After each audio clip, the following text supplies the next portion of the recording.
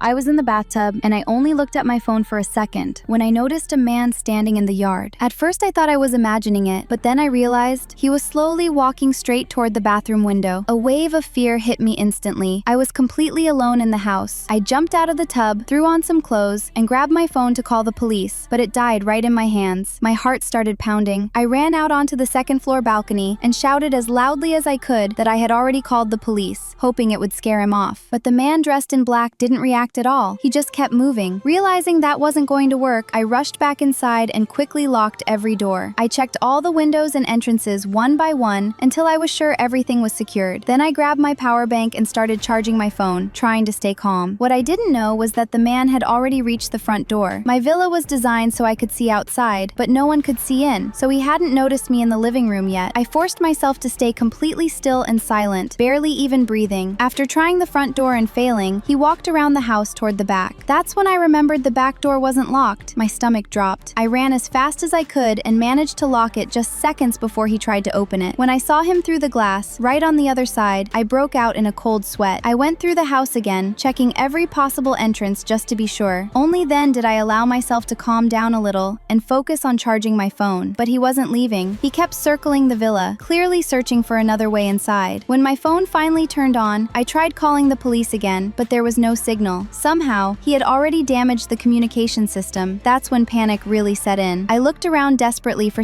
anything that could help me. Then I noticed the smoke detector on the ceiling and came up with an idea. I dragged a chair under it, climbed up, took out some matches, and started lighting them right beneath the sensor. After a few seconds, the alarm went off, filling the house with a loud, piercing noise. I thought it would scare him away, but it didn't. He crouched down, calmly took a remote out of his bag, and pressed a button. The alarm shut off immediately.